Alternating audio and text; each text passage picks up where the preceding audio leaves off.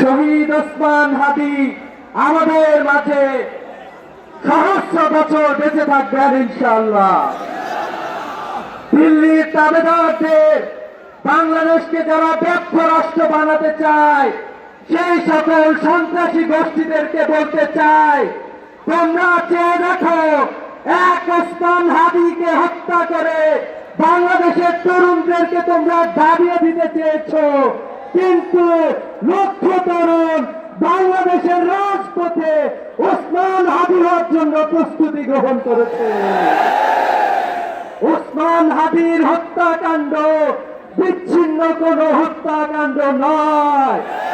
আমরা দেখেছি দীর্ঘদিন ধরে বাংলাদেশ থেকে বিতাড়িত দিল্লিবাসী শেখ হাসিনা সহ তার সঙ্গপাঙ্গরা প্ল্যান করেছে বাংলাদেশপন্থী জনগণকে হত্যা করার জন্য।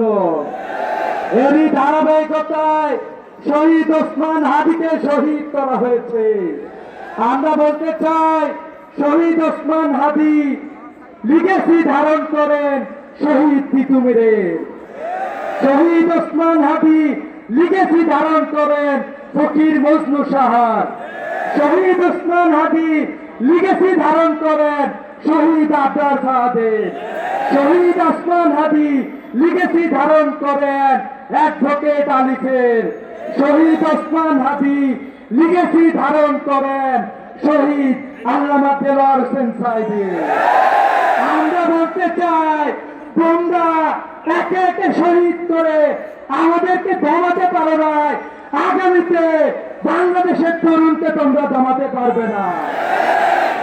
সংগ্রামী উপস্থিতি, আমরা এই হত্যাকাণ্ডের সাথে জড়িত যারা অনতি বিলম্বে তাদেরকে গ্রেফতারের দাবি জানাচ্ছি। এই হত্যাকাণ্ডের সাথে জড়িত যারা এখনো আওয়ামী লীগ সেবাদাস বিভিন্ন প্রশাসনের রন্ধ্রে রন্ধ্রে বসে আছে, তাদেরকে অনতি বিলম্বে অপসারণের দাবি জানাচ্ছি।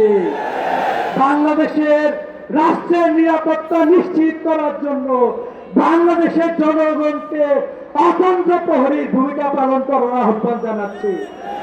আপনারা দেখেছেন বাংলাদেশের জনগণ সর্বোচ্চ ধৈর্যের পরিচয় দিয়ে রাজপথে নেমে এসেছে। আমরা বলতে চাই, আমাদের ধৈর্যের বাঁধকে আপনারা ভেঙে দিবেন না। আমরা বলতে চাই, আমরা ধৈর্য ধারণ করে আছি। যারা বাংলাদেশকে অস্থিতিশীল রাষ্ট্রে পরিণত করতে চায় তারা নানা ধরনের চক্রান্ত করছে, তাদের চক্রান্তকে প্রতিরোধ করার জন্য আহ্বান জানাচ্ছি।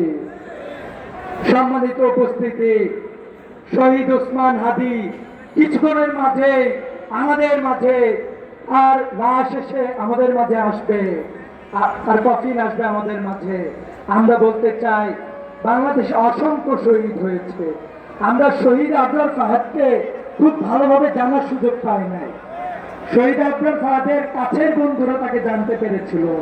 শহীদ আবরার ফাহাদের মাত্র কয়েকটি স্ট্যাটাস আমরা পেয়েছিলাম, কিন্তু আমরা এটা বুঝেছিলাম শহীদ আব্দুল ফাহাদ তাওহীদের পক্ষে আধিপত্যবাদীদের বিরুদ্ধে অবস্থান গ্রহণ করেছিল।